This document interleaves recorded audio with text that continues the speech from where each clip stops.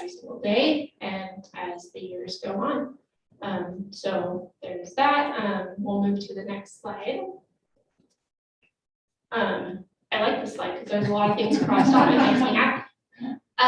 So August 10th is where we're at, the special board meeting for the public hearing. And then the last step of the process is August 24th, which is the day that we are going to be approving the budget. And then after that, it will go on OSPI, and then we'll probably start the whole process over again for next year. So next slide. Just a recap again of the funds. There's a lot of components of a school district's budget, so this is just a one good snapshot. I'll work from the bottom up. So transportation vehicle fund is for yellow school buses, and it is only to purchase or majorly overhaul yellow school buses. Capital projects fund is for financial resources to acquire or do major change to district property. Debt service fund is to pay for the long-term debt of the district, so bonds and other long-term debt. ASB is associated body fund, and so that's for common acronym we use as cars, cultural, athletic, recreational, and social activities for students. And general fund is everything else. So that's the main operating budget of the district. Staffing, salaries, and all of that goes into the general fund. Next slide. First thing we're going to go over is revenues. As you guys know, major component of revenues is enrollment. That's the main driver of revenues for school districts in the state of Washington. Again, we used the April 2021 counts, rolled those up, looked at cohort survival, analyzed birth rates, looked at some pre-enrollment information from a survey that we did, and then also looked at the impact of Pinnacles Prep on our enrollment into our middle schools, with Pinnacles Prep opening up next school year. We expanded some programs and other things as well. So next slide. So looking at birth rates, I felt like this was a pretty good snapshot for everyone to kind of see where our birth rates have been trending. You see that nice big overarching bubble in the years 2013 through 2015. We had a nice bump. And then now we are on the downward slope. So our kindergarten enrollment is declining, which is causing a declining enrollment for the district overall. Obviously, after the pandemic, we'll kind of see what those impacts are. And unfortunately, there's not as much detailed information on the state website anymore about birth rates. They've limited what's available publicly. You have to do requests and all of this fun stuff. So unfortunately, we're not able to get as detailed information, but this is as updated as they have, and they did not have 2020 rates on their website. They said due to the pandemic, they aren't able to provide that at this point, which is interesting. So I mean, we'll see what that is when those are actually publicly available. And also, if you guys have questions as I go on, so you guys don't forget them, just jump in. So the next slide is the 4-year snapshot of our enrollment. This is actually a snapshot from the actual 4-year projection. And as you guys can see, the total K-12 enrollment down at the bottom, I know it's small, but it goes from the 21-22 projection is 7,132, and then the 4th year, which is 24-25 school year, is projected to be 6,630. So that is a pretty sharp decline. And so we'll be happy to mitigate that decline over the next several years. And next slide. Also included in enrollment, as you guys know, our regionalization is decreasing.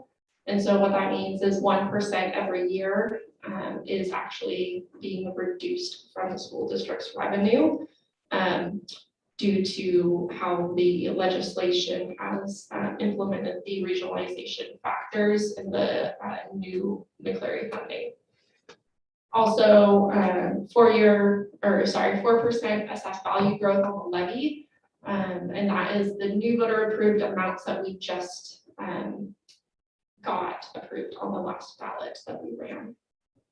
Also, federal grants, a large portion of this budget is the COVID funding. And so I'll explain that a little bit further, but there's a lot of different avenues of COVID funding, and we're exploring as many avenues as seems appropriate for the district. That includes FEMA, CARES funding, all sorts of different options. Also, if preliminary allocations aren't available for the new school year, we used last year's, and 21st century grants, we got another 1-year extension for Lewis and Clark and Lincoln. So that means now next school year, those 2 schools and Newberry will be expiring. And then the following school year, Pioneer, Orchard, Mission View, and Columbia will be expiring. So that is factored into the projections as well. Next slide. So this is just a brief update on the CARES / COVID funding. So a lot of it, again, is the same information that was presented before. Right now, for next school year, we're looking at CARES 2 funds. Some of those have been spent in the current school year, so not all of that $5.77 million is available for next school year. CARES 3, almost $13 million, and again, some of that is spent already. It's just a matter of timing. These grants are available for 3 school years approximately, depending on when they were issued. Also, we just received notice, and we're waiting on the application and official notice. We're getting about $400,000 in special ed student-specific CARES funding. That was part of the federal legislation. And then also OSPI, which is the Office of Superintendent of Public Instruction, received funds as well, and they are doing competitive grants the districts can apply for, and so we're going after those grants as appropriate as well. There's also homeless student support funding that we're eligible to receive. That's about $76,000.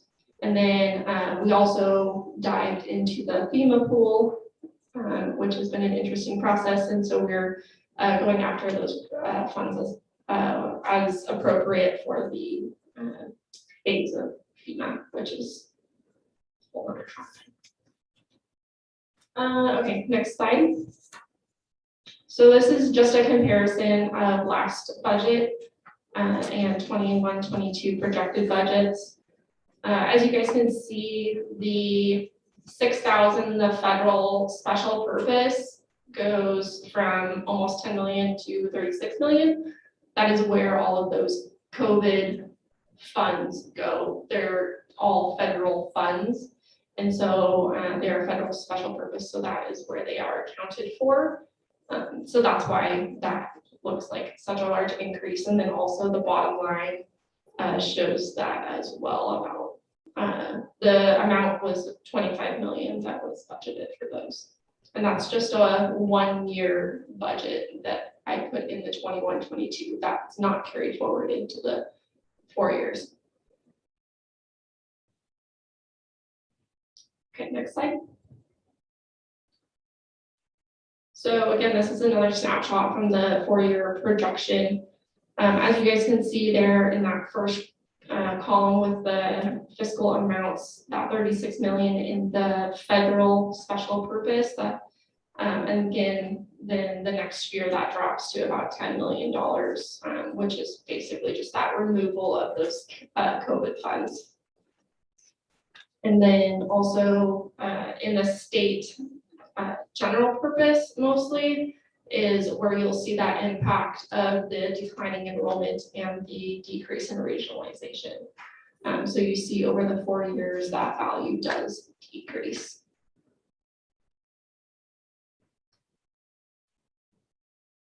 And then the next slide is just basically that same information presented in graph form. I did move the CARES funds from the 21-22 just so it's a little bit easier to compare year to year and see that unfortunate downward trend in our revenues due to our declining enrollment. Any questions on the revenue from the board? Actually, I will make more of an observation. You put the entire CARES amount in the upcoming 21-22 year.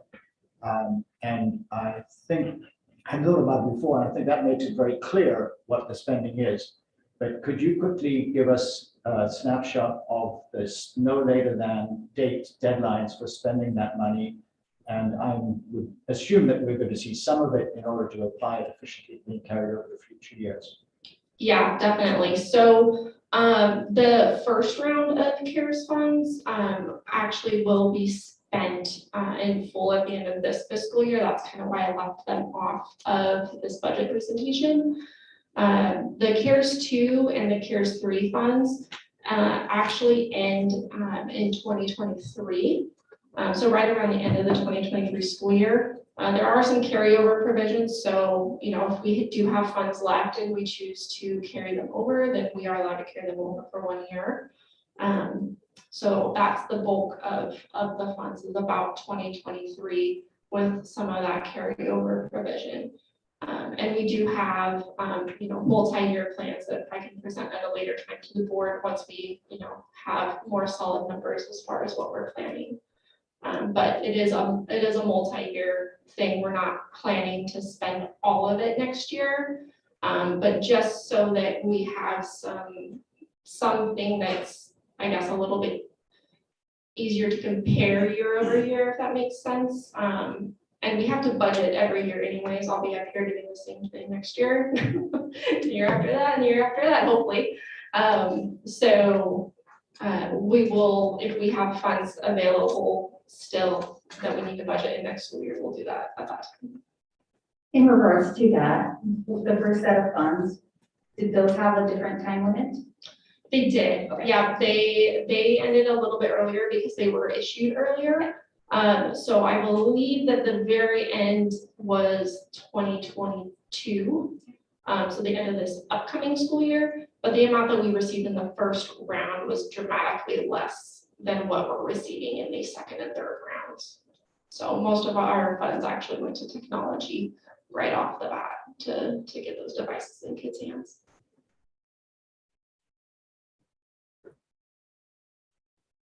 Okay, we're gonna move on to expenses.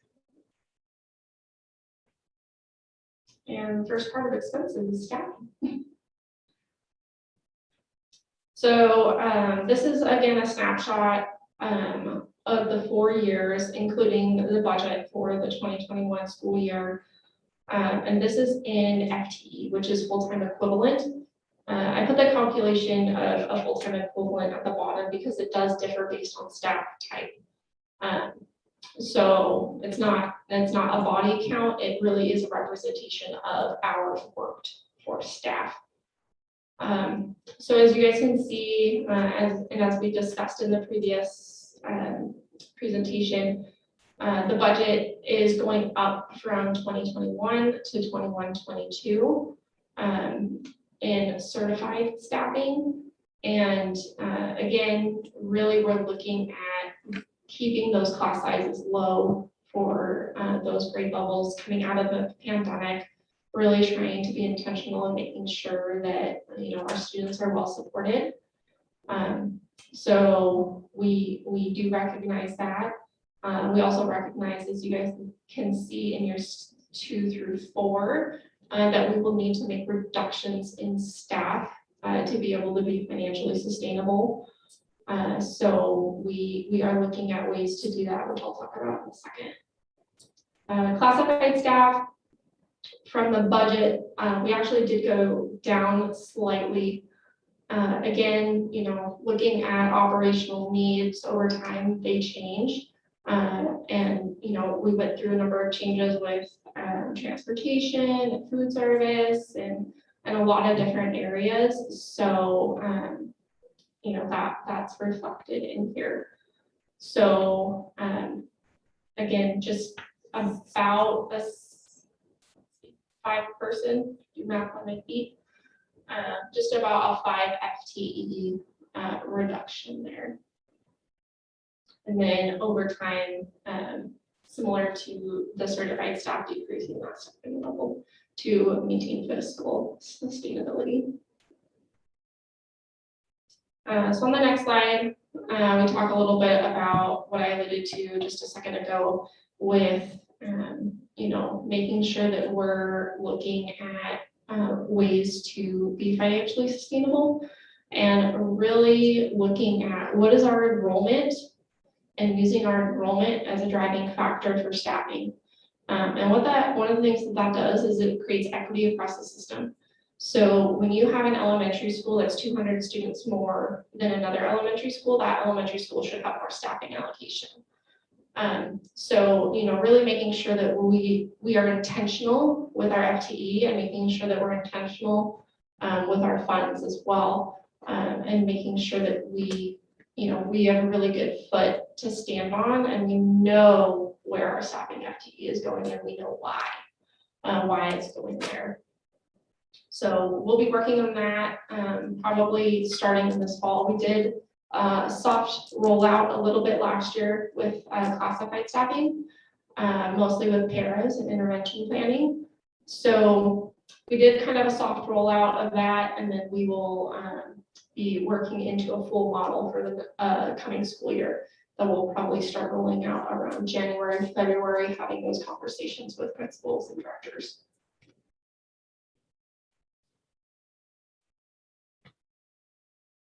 Okay, rolling that up into dollars, which is what I mostly work with.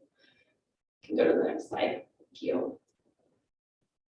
Okay, so looking at expenses overall.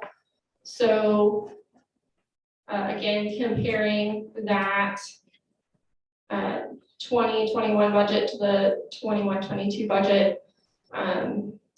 Again, the CARES funds is about 21.75 million on the expenditure side. And that is actually in the MSOC non-staffing cost line. You see it goes from about 19 million to over 41 million. And that's what's driving that, is those CARES funds. We did not include CARES costs within staffing.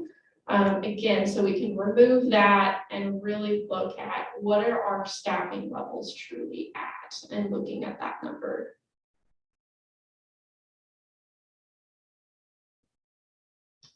Okay. And the next slide is a new one. So as part of our budget, we are required to disclose what's called an MSOC disclosure, which is miscellaneous supplies and other costs. So essentially what happens is the state provides an allocation for MSOC, and we are required to then state what we spend on MSOC. If we spend less than the state gives us, we basically have to state what we're spending that money on, if it's staffing or something else. So in our case, we actually spend more than what the state provides us, which is very common in most school districts. Most school districts are very similar to us, and way far exceeding what the state provides as far as this miscellaneous supply and other cost allocation. And that's really for supplies, travel, purchase services, the cost of copier, those types of things.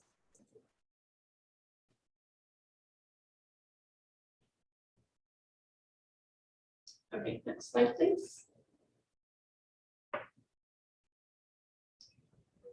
Okay, so this is just, again, a snapshot from that 4-year projection. So again, you guys can see in, let's see, the 10 federal special purpose funding, that $21.75 million for the CARES funds. And again, you see that that does not carry forward into the years 2 through 4.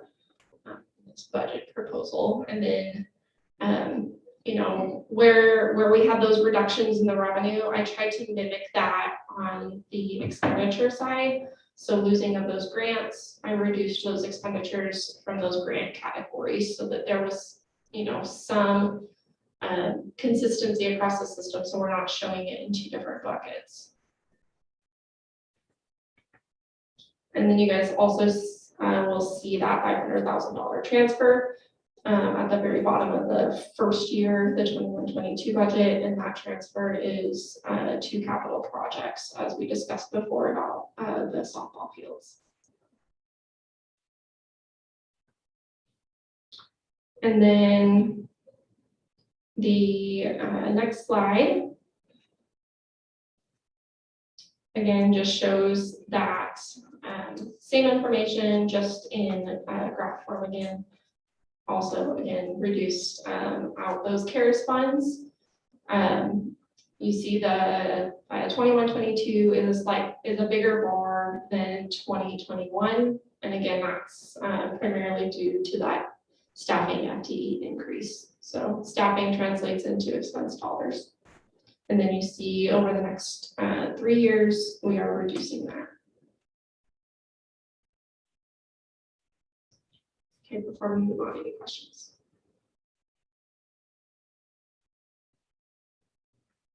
Okay. Okay, so we're going to go to the next piece, which is the fund balance. So beginning fund balance is projected to start at about 11.5 million, just a little bit over that. In total fund balance, you guys can see the breakdown here on the slide, which is just under 10%. And then on the next slide shows the ending fund balance, which captures all the previous things we talked about, the revenues and the expenses and that transfer. And after all of that, we would project in roughly 6.26, almost 6.3%, which is about 8.6, almost $8.7 million in total fund balance. And that would leave the undesignated to be 765,000.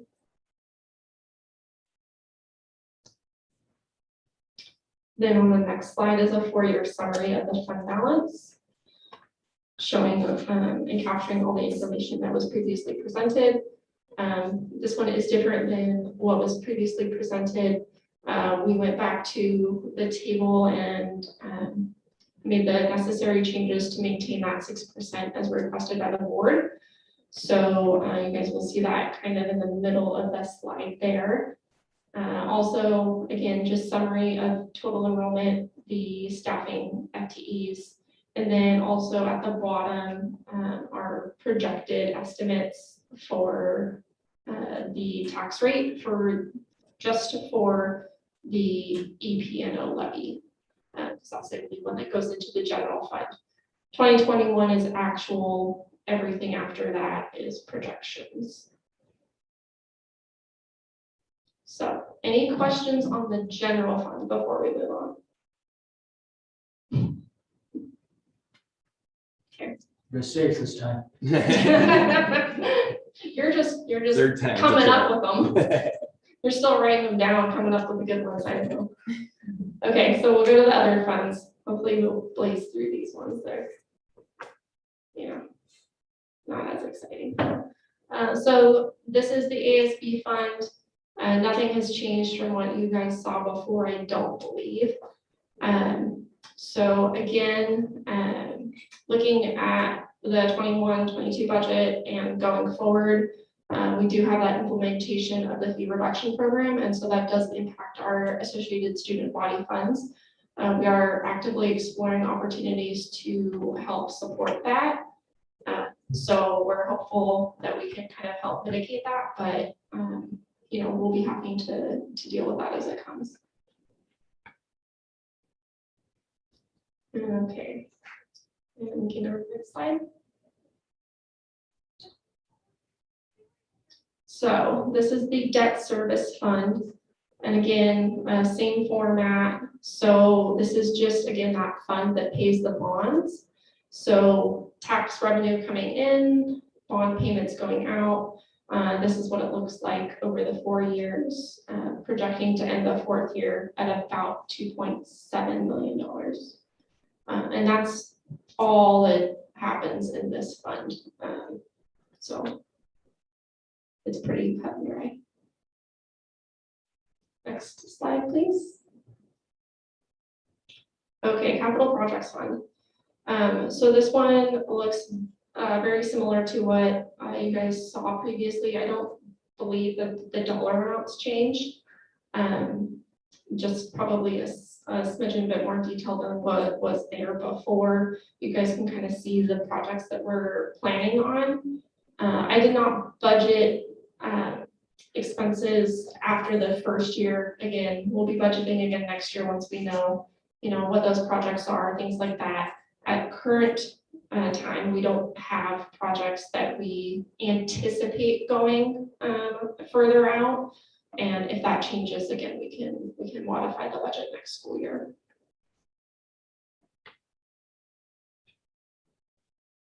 Transportation vehicle fund is next. It's the last one. Again, this is just the yellow bus fund.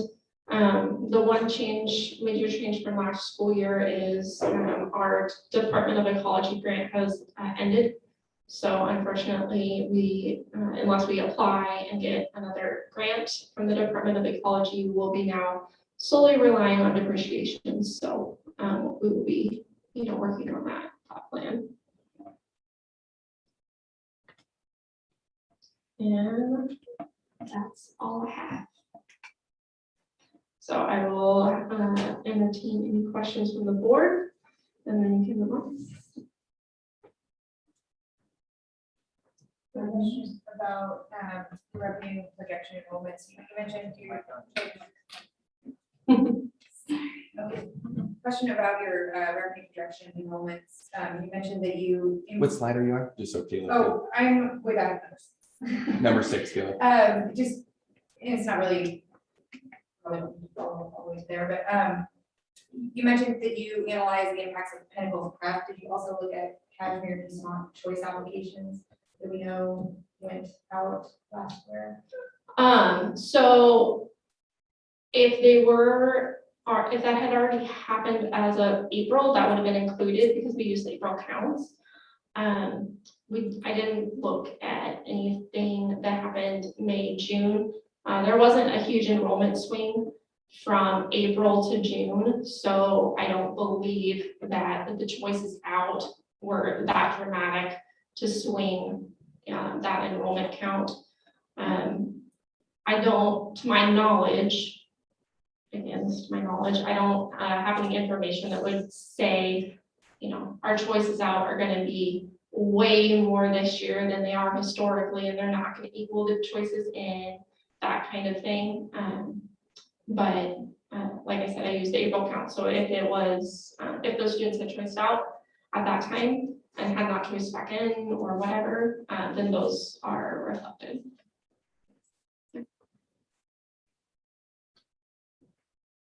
And Jeanette, this is a question, this is by way of a disclosure that I think is quite important. I see you've moved the way the tentative funding, the way you display the budget for the softball field is. Yes. That is a to be finally determined need of the school district. And I just want to say that I think it's fine balancing it the way the 500,000 that you allocated is, I would call planned commitment for solving the problem.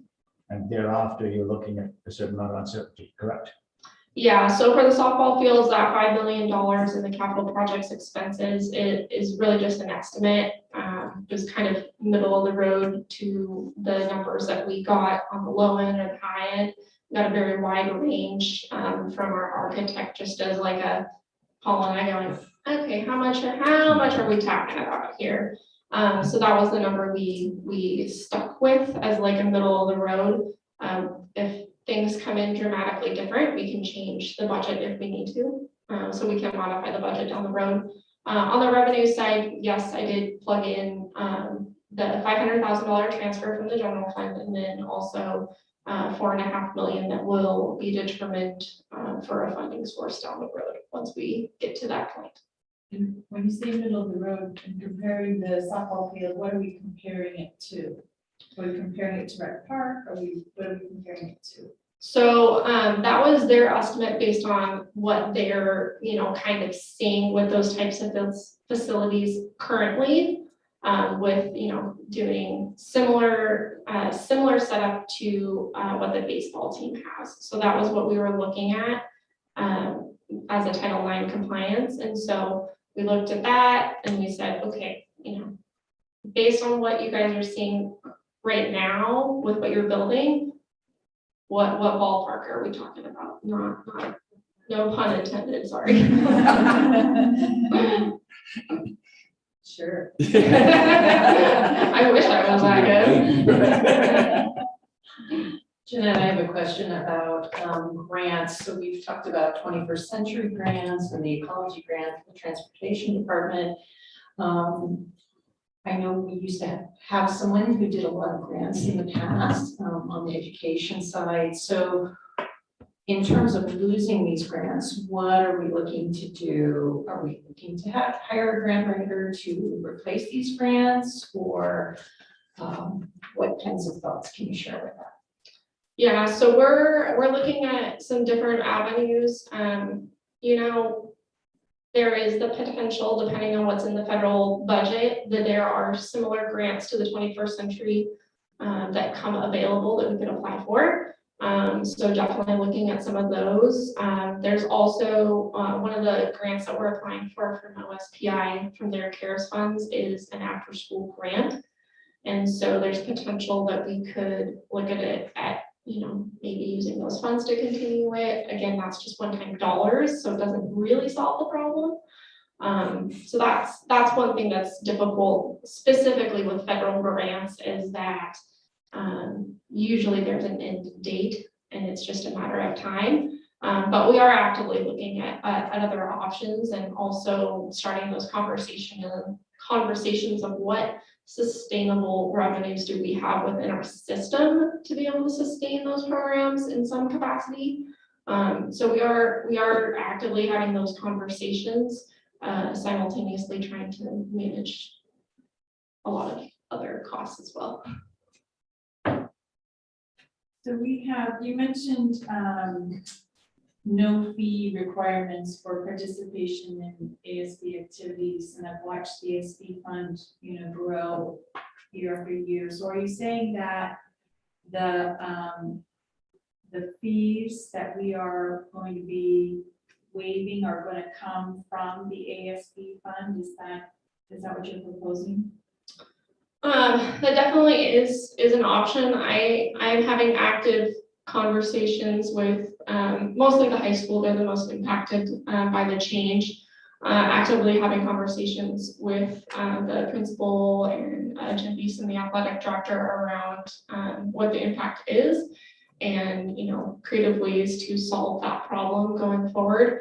ASB is very interesting in that it's completely different from the general fund. The rules are completely different. The funds raised by the individual groups.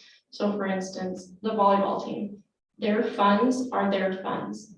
So unless you have permission from them, you cannot move them or use them for a different purpose than what they're for, which is volleyball. So very different rules, all student driven. There are little minor authority things, but generally they're all student driven. So it does make it a bit more challenging, but I do see the perspective of the fund balance being, increasing over the years. And so that is a conversation I've had with all parties involved. And so Including the students? I have not gotten a chance to talk to the students yet, but I'm sure that will be part of the process. Could the students choose to use the volleyball funds, for example, to support volleyball players? Yes, yeah, they could. Absolutely. So Yeah, it's gonna be a definite conversation in the next school year. Like I said, we're actively having those conversations with them about how to handle that going forward. We have a pretty generous student body, I bet you get a lot of cooperation. Yes, I would agree. The students are very generous, sometimes the adults. I just have a couple comments and then a request. I appreciate the increase in staff, to address academic needs, especially as we come out of the pandemic and, we'll be able to, reduce class size for teachers, but most importantly, to serve our students the way they need to be. Kudos on the fund balance.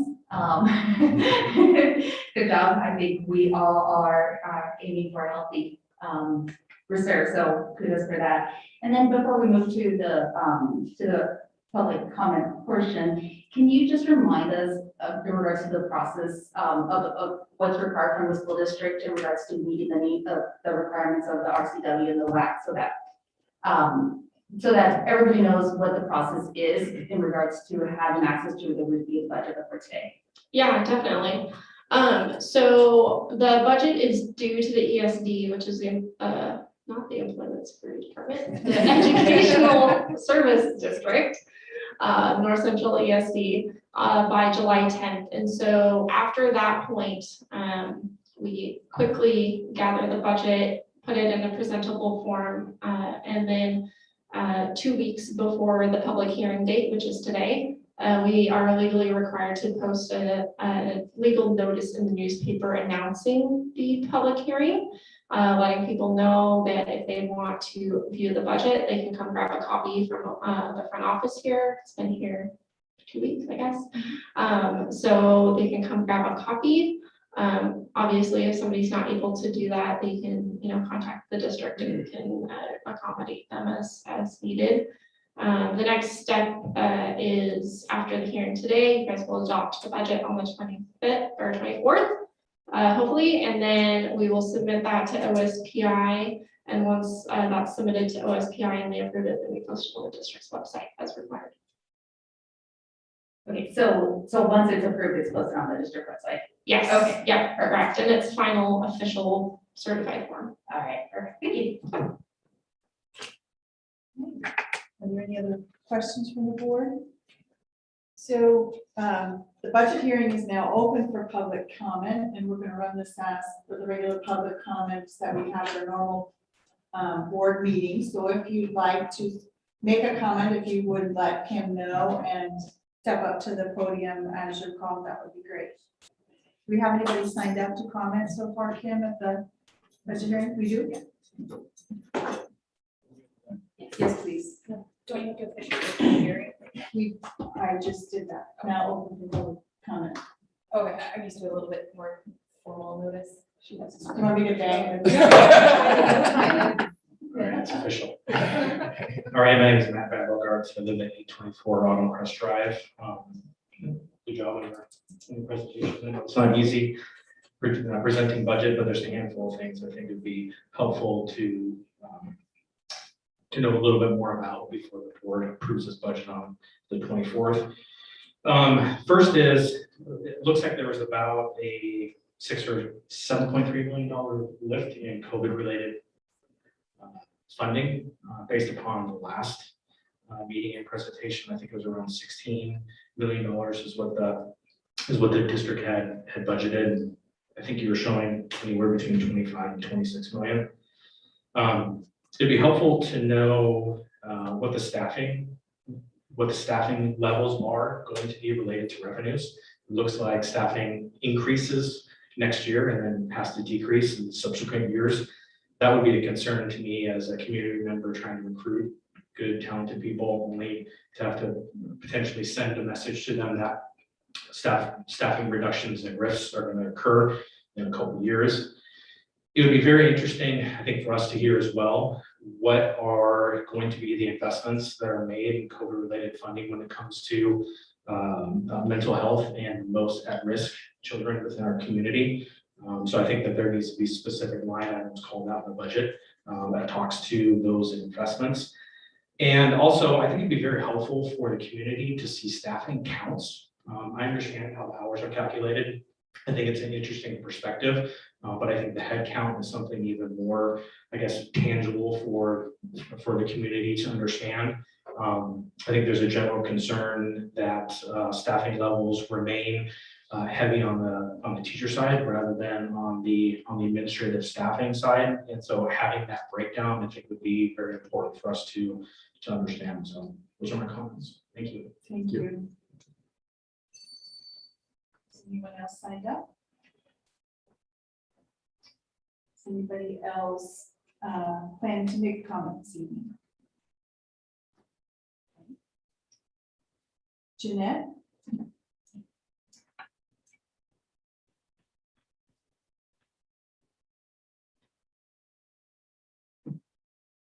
Yeah, there's a couple things from that public comment that I can address for the board.